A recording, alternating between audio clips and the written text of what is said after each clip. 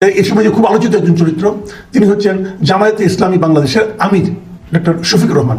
জামায়াতের আমিরে দুপাশে কারা বসে আছেন? ওনার ডান দিকে আছেন আবুল কালাম আজাদ।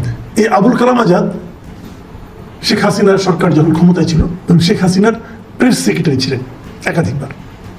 অন্য পাশে ছিলেন শেখ হাসিনার সাবেক তথ্য উপদেষ্টা এবং বিএফইউজের সাবেক সভাপতি ইকবাল সুবহান চৌধুরী। এই বিএফইউজের কিন্তু আবার আরেক জিনিস কেন? আমাদের এখানে বিএফইউজে বললে দুটো সংগঠনকে বোঝায়। একদল হাসিনা মানে শেখ হাসিনা অথবা আওয়ামী লীগপন্থী, আরেকদল বিএনপি জামাতপন্থী। উনি ছিলেন আওয়ামী লীগপন্থী বিএফইউজ মানে বাংলাদেশ ফেডারেল সাংবাদিক ইউনিয়নের সভাপতি। তার পাশে আছেন মঞ্জুরুল আহসান বুলবুল, উনিও একজন সাংবাদিক। উনিও একসময় বিএফইউজের সভাপতি ছিলেন। ওনাকে প্রধানমন্ত্রীর সংবাদ সম্মেলনে প্রায় বেশ গুরুত্বপূর্ণ কথা বলতে দেখা যায়। এদের সবাইকে দেখা যায়, ইকবাল আবুল কালাম আজাদ ছাড়া। আবুল কালাম আজাদকে খুব বেশি একটা কথা বলতে দেখিনি। উনি সর্বশেষ আবুল কালাম আজাদ বাংলাদেশ সংবাদ সংস্থারও এমডি ছিলেন। যাও, তারপরে আছেন ওমর ফারুক। ওমর ফারুক হল বর্তমানে এই বাংলাদেশ ফেডারেল সাংবাদিক ইউনিয়নের সভাপতি। এরা সবাই কট্টর আওয়ামীপন্থী সাংবাদিক হিসাবে পরিচিত। কেবল আওয়ামীপন্থী সাংবাদিক না, আওয়ামী লীগ সরকারের কাছ থেকে গত 16 বছর টানা ক্ষমতায় থাকাকালীন ওনারা নানা ধরনের সুযোগ সুবিধা আওয়ামী লীগ সরকারের কাছ থেকে পেয়েছেন এবং নিয়েছেন। এর আগে যখন আওয়ামী লীগ ক্ষমতা ছিল আরো একবার, তখনও এই গোষ্ঠীটাকেই বেশ সক্রিয় দেখা গেছে এবং আওয়ামী লীগ সরকারের কাছ থেকে নানা রকম সুযোগ সুবিধা নিতে দেখা গেছে। তো আপনারা হয়তো বলবেন, হতেই পারে, রাজনীতি থেকে সহাবস্থান বলতে কিছু নেই, থাকতেই পারে। এবং সহাবস্থানের কারণে তারা একসঙ্গে বসতে পারে না, পারে। এটা পারে না, এটা আমি দাবি করছি না। এটা পারলে ভালো হতো। ওনারা যখন গিয়ে যে 16 বছর ক্ষমতায় ছিলেন, তখন যদি এরকম একটা দৃশ্য আমরা দেখতাম, আমরা খুশি হতাম যে না, রাজনীতিতে সহাবস্থান দেখা যাচ্ছে। কিন্তু গত 16 বছর আমরা দেখেছি আওয়ামী লীগের রাজনীতি মূলত ছিল এই জামাতের বিরোধিতার মাধ্যমে আওয়ামী লীগের রাজনীতির মূল শক্তিটা নিহত ছিল। সারাক্ষণ তারা চেতনা বলে চিৎকার করতেন, জব করতেন তসবিহ করার মতো করে, চেতনা। আর কি মুক্তিযুদ্ধ, এটা একটা ব্যবসা বানিয়ে ফেলেছিলেন। এবং সেই ব্যবসায় যারা সবচেয়ে বেশি মদত দিয়েছেন, এটা হলো একটা কোটারিভুক্ত কয়েকজন, হাতে গোনা কয়েকজন সাংবাদিক। এবং সেই সাংবাদিকদের সর্দার ছিলেন এই 4 জন। এর বাইরেও 2 জন নতুন সর্দার গজিয়েছিল, কিন্তু এই 4 জন ছিল মূল সর্দার। এই সর্দাররা এখন চেতনাকে পকেটে রেখে, অথবা কে জানে, আমার তো মনে হয় টয়লেট ঢুকিয়ে অলরেডি ফ্লাশ করে দিয়েছেন। ওনাদের চেতনাকে অলরেডি বাসা থেকে বেরোবার সময় টয়লেটে ঢুকিয়ে আমরা তারা ফ্লাশ করে দিয়েছেন। সেই চেতনা হারিয়ে চেতনাহীন অবস্থায় ওনারা এসে জামাতের আমিরের সঙ্গে মিটিং করছেন। ঘটনাটা কিভাবে ঘটেছে, মানে আমি এটা কোথায় পেলাম? আমি অনেক জায়গায় পেয়েছি, অনেকে দিয়েছেন, অনেকে এই ছবিটা দিয়েছেন, কিন্তু আমি এই ছবিটা পেয়েছি পিনাকি ভট্টাচার্যের ফেসবুক ওয়ালে।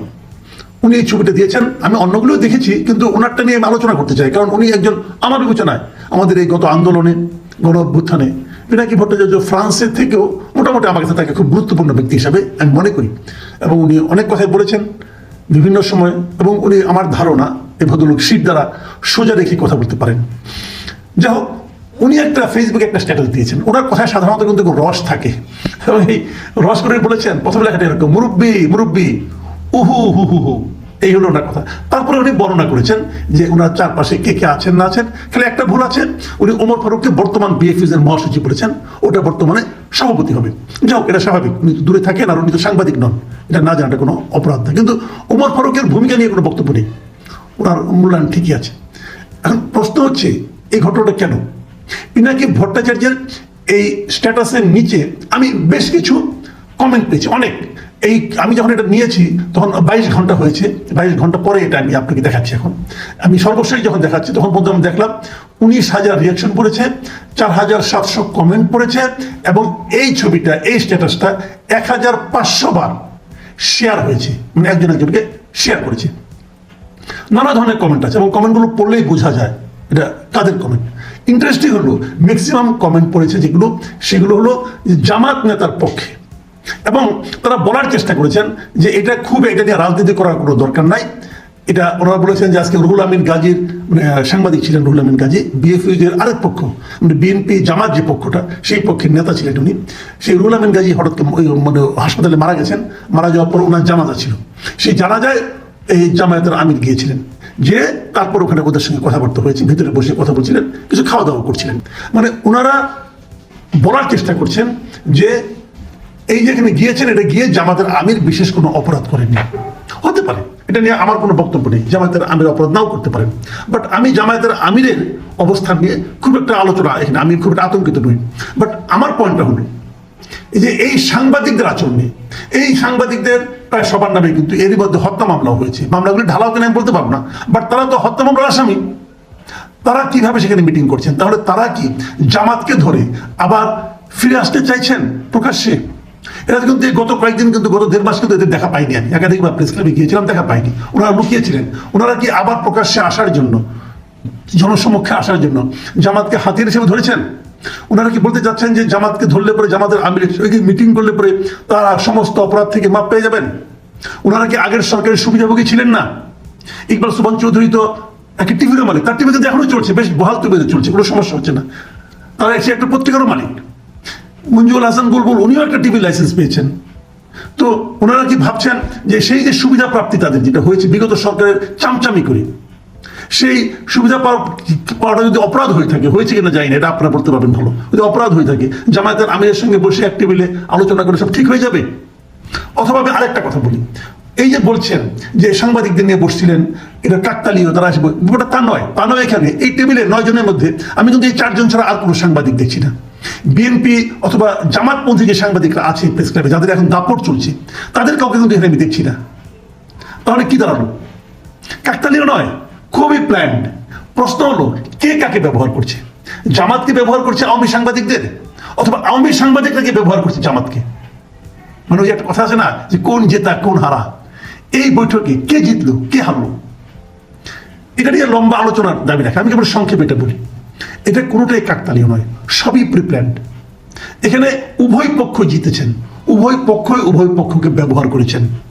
কিভাবে বলছি ছোট্ট করে।